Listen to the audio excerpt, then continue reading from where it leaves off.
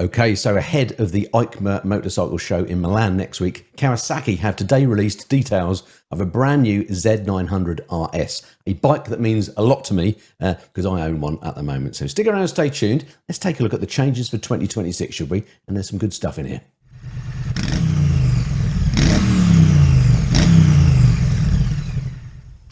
Hey kids, it's Missenden Fly here, hope you're well, and welcome to an additional sort of news bulletin type thing, because I've just received a press release from Kawasaki. Quite clever of Kawasaki to tease us these new models before EICMA, because there's going to be lots of new models coming out next week. Probably on the Tuesday, we're expecting to see things from Norton and Suzuki and from Honda and others as well. So there'll be a whole flood of stuff, but Kawasaki have got ahead of the game and released some details soon. Anyway, without further ado, let's get into some pictures of the new Z900 RS. While we're looking at some of these pics, I'll tell you all about it as well. There's a load of normal waffle in the press release, but let me tell you the stuff that's important. So the 2026 Z900 RS boasts a number of key refinements. Features abound, such as electronic throttle valves, electronic cruise control, and an IMU-equipped rider support technology package that includes Kawasaki cornering management function and an up-down Kawasaki quickshifter. A new tuned megaphone-style muffler and reshaped exhaust header pipes give the bike an even more impressive appearance and sound, emphasising the timeless Z concept. There's a bit of that marketing gumph. Smartphone connectivity allows riders to connect to their machine wirelessly using Rideology, the app motorcycle, for an enhanced motorcycling experience. So it's an app that Kawasaki have, obviously. A USB-C socket has appeared on the right side of the handlebar. The Z900 RS will be available from January in three colours. There's a candy tone red, ebony, and metallic spark black. So there's a load of other stuff in there as well, but that's the main stuff. So let's just dissect some of that, shall we? Well, first, let's have a look at these pictures. So there's the first one. That's the candy tone red, a classic colour for the Kawasaki Z900. Looks absolutely beautiful. And looking at the exhaust pipe there, they say they've rechanged the header shape slightly. Can't really tell the difference. I'd have to look at mine to compare the two. But hopefully that's going to make a bit of a difference to the sound. On my Z900 RS, I fitted different headers to make the sound a bit more naughty. So maybe this is going to sound a bit more naughty as standard as well. So that's a great move as far as I'm concerned. Here's a side shot. That candy tone red does look nice. The colours, by the way, that it comes in are called candy tone red, ebony, and metallic spark black. And I've got pictures of all of those to show you in a second. All right, and there we go. That's the RSSE at the front there, because that you can see the Öhlins adjuster for the shock.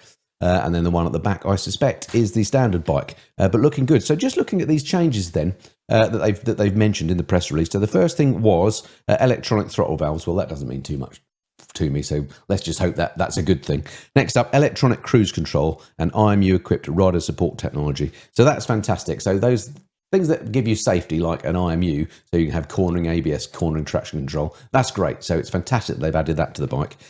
Cruise control as well, brilliant. Okay, it's not radar, but you don't necessarily need it on a bike like this. You don't want to overwhelm it with electronics. Just having cruise control at all will be such a boon if you're taking this bike either on tour or indeed if you're using it as a commuter and you occasionally have to sit in speed limits, and setting up your cruise control to do that is the way to go. Let's move on through a couple more pictures. So those are definitely changes I do like. Now this one, I suspect, is the one that they're calling the ebony, the black ball edition in ebony. It's sort of a very dark purpley colour. Looks really nice to me. I really like that. Okay, that's some of the other new things that we've got then are smartphone connectivity. Well, I'm not interested in that, I have to say.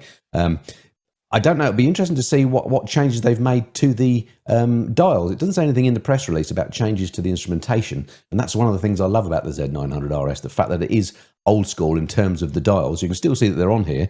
Have they added something clever and the LCD bit in between those dials? I don't know. We can't tell that from the press release, but obviously if there's connectivity, it has to display that somewhere. So there's going to be some changes to the instrumentation. It doesn't say anything about that. The other big thing here, it says, is an up-down Kawasaki quickshifter. Now that, again, to me, is something this bike has been calling out for. Oh, here's the black one again. Let's just go through a few more of these pictures. Yeah, looking nice. And then at the end there, we've got the Z900 RS, the SE. And that's the one to have, isn't it, with the gold wheels? Looks absolutely beautiful. So yeah, this is a bike that's been crying out for a quick shifter, I think. 4-cylinder engine on this. Sounds absolutely mint. It is a modern bike underneath. It's the same as the Z900. It absolutely flies, this bike. It's a quick bike. Don't be fooled by its retro clothes. So with a quick shifter as well now, that is going to be absolutely fantastic. So I really, really like the looks of this. I think I've got one more picture of that one from the other side, and that's all the pictures that they sent with the press release. It looks great. So I guess the questions are, do you think they've done enough to the Z900 RS? Is there anything else you'd like to see, or have they overdone it?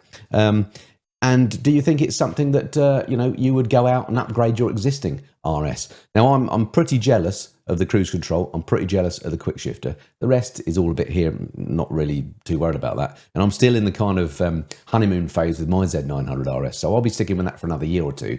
But if I decide that the Z900 RS has to be in my long-term future, and it may well do because I do love the bike, and hence why I'm making this video, then maybe a little cheeky upgrade in the future might be on the cards, because a quick shifter, as I say, those extra safety features, and even things like the USB port, really, really handy. So it's a big thumbs up from me for the new Z900 RS from Kawasaki. Thank you to Kawasaki for sending me the press release, so we could have a quick look at it. Just a little bit of a bonus video. I'm such a huge fan of this bike. I thought it'd be remiss of me if I let this little release go and not make a quick video. What do you think? Stick your thoughts in the comments below. All right, see you, what day is it today? Wednesday, isn't it? All right, I'll see you on Saturday for bike news. Till then, this has been the Missenden Flyer. Cheerio.